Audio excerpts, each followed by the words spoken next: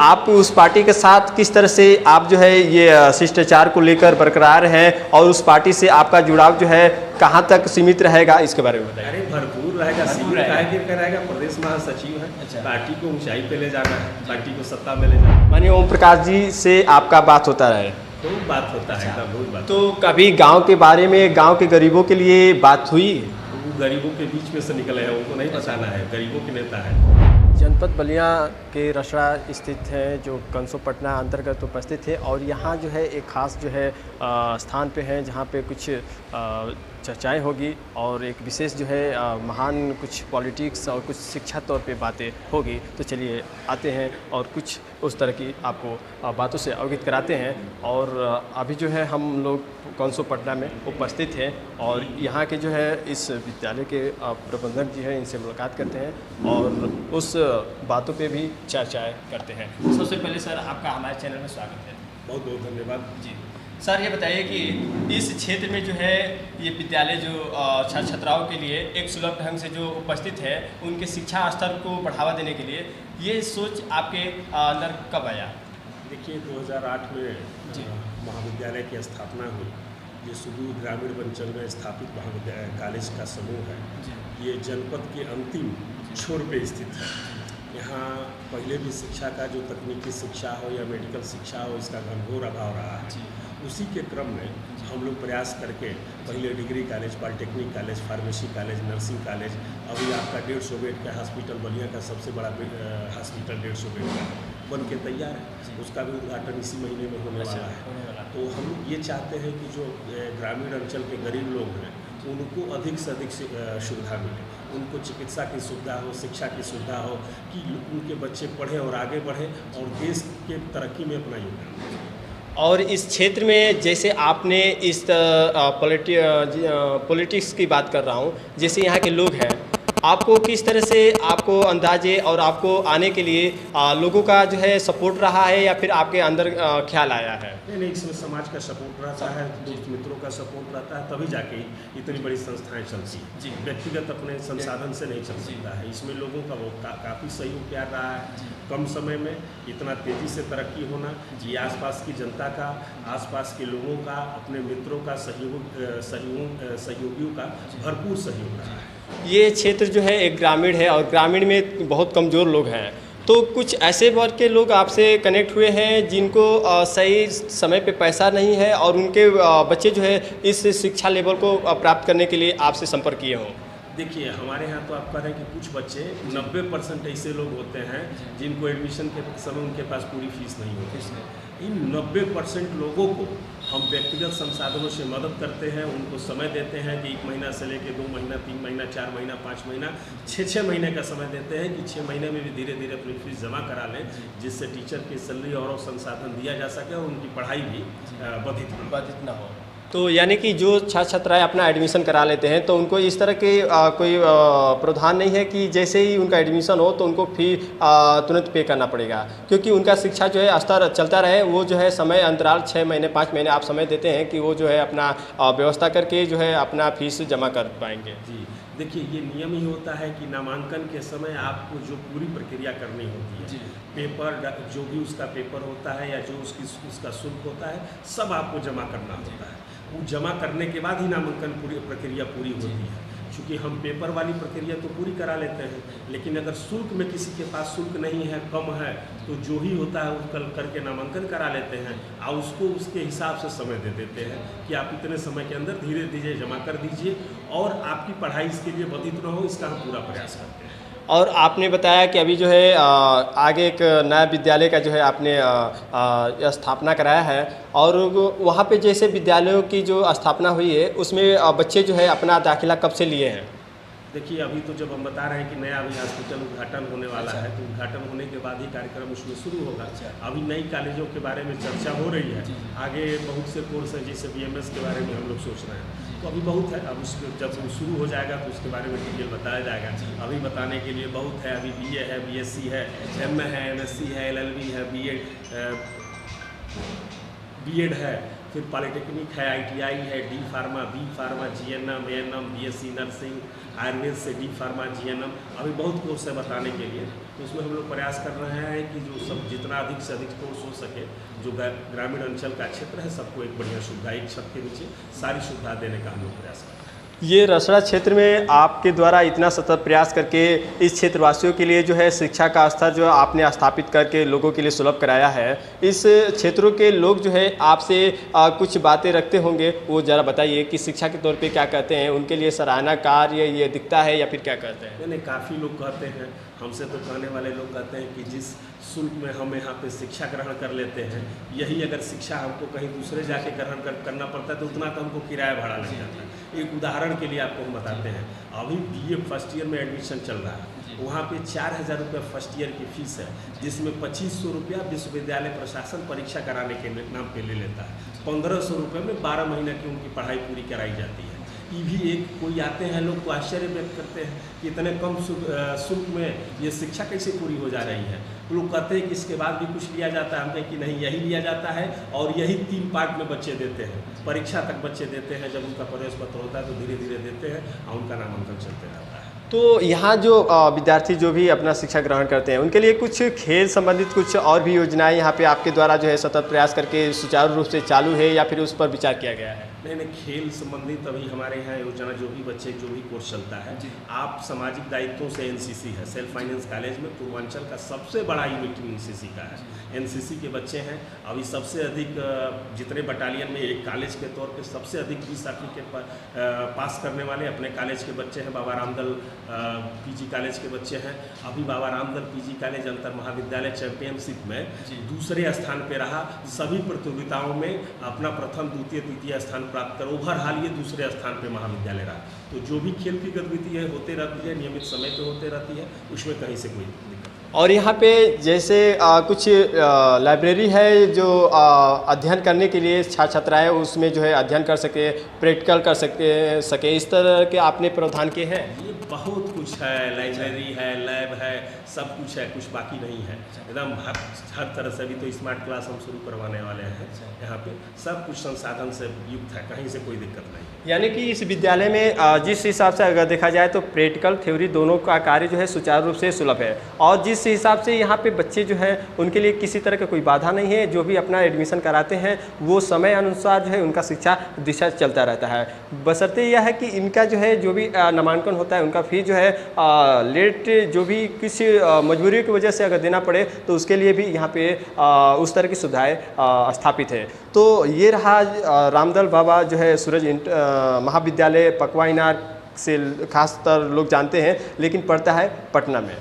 और ये पटना के क्षेत्रवासियों के लिए एक बड़ी भाग्य की बात है कि जो यहाँ पे शिक्षा की सारी व्यवस्थाएं हैं, जहाँ पे पोस्ट ग्रेजुएट जो है बच्चे अपना कर सकते हैं, दूरी जाने का कोई बात नहीं है, दूरी सफ़र करना नहीं है, और अपने घर के पास ही रह के उस लेवल तक पहुँच सकते हैं। और यहाँ तक कि जो ये फार्मासिस्ट की अगर एजुकेशन की बात किया जाए तो वो भी सर के द्वारा जो है कार्य सुलभ से हुआ है। तो इसकी जो है प्रचलन कब से हो जाएगी?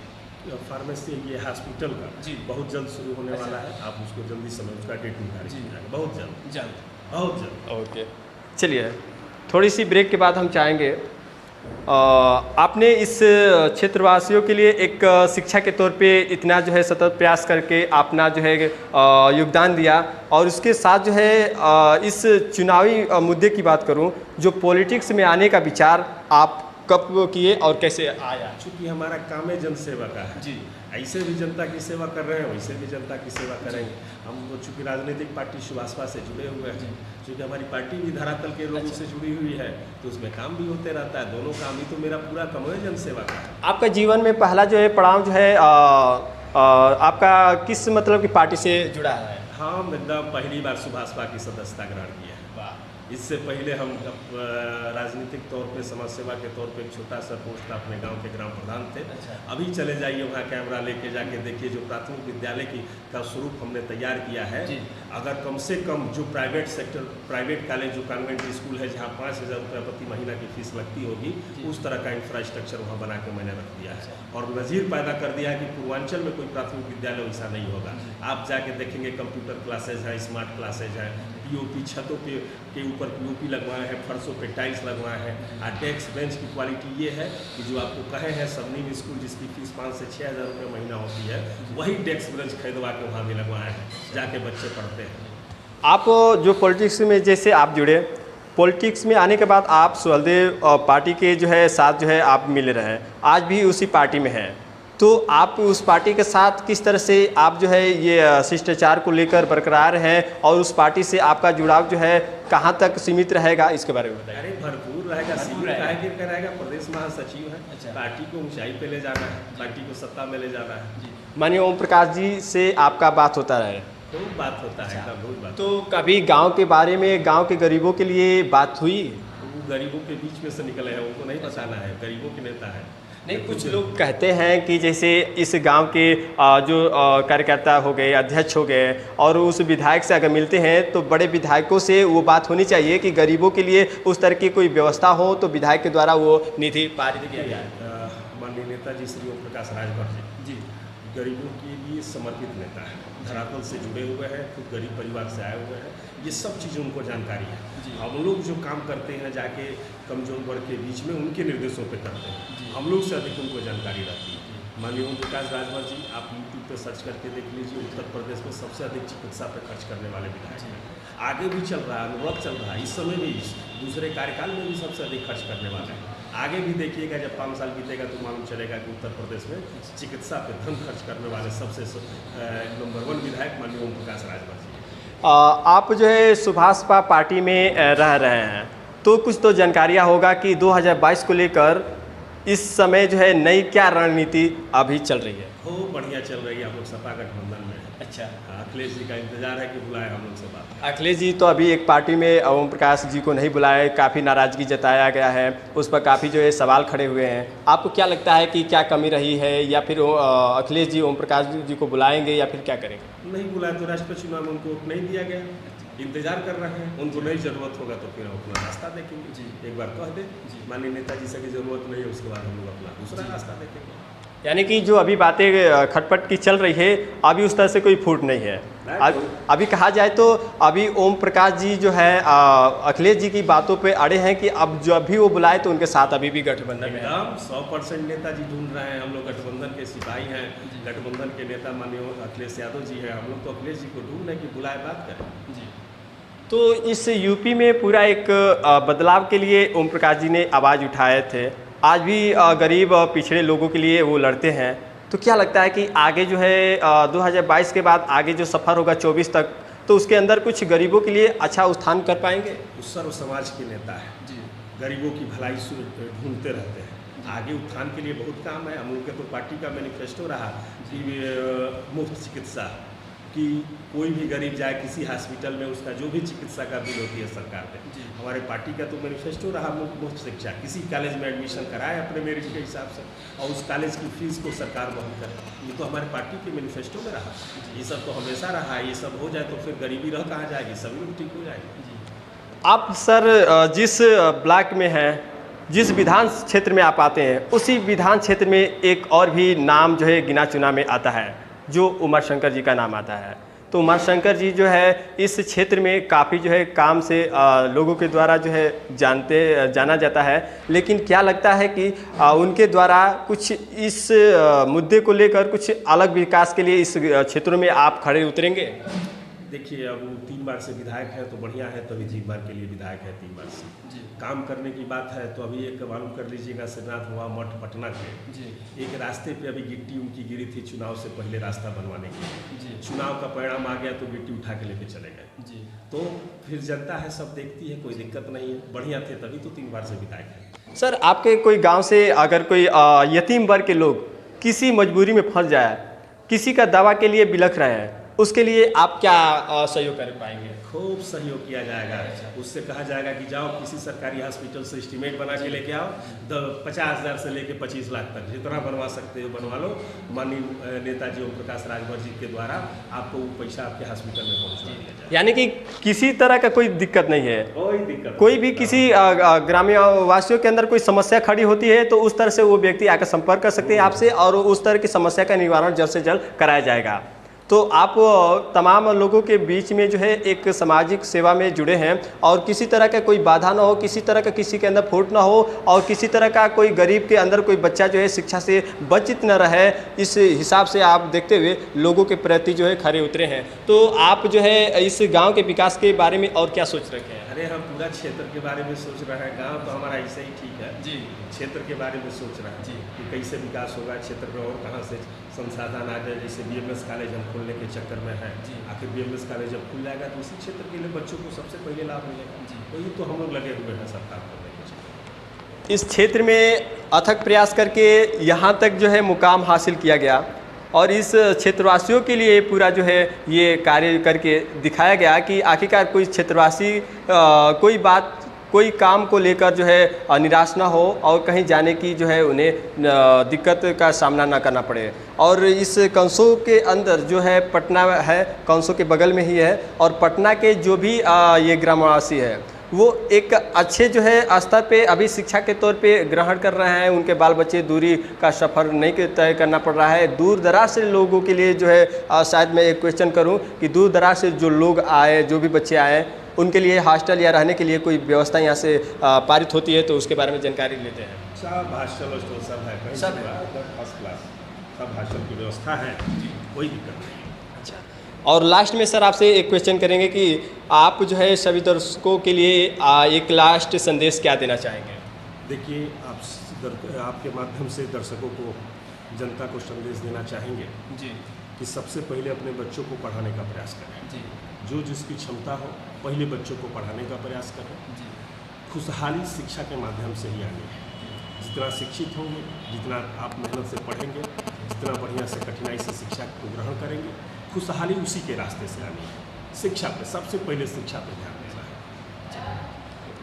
इस वक्त के लिए इतनी जानकारियों के साथ आपको मैंने अवगत कराया। फिर अगले वीडियो में आपको मैं खास जानकारियों के साथ उपस्थित होंगे।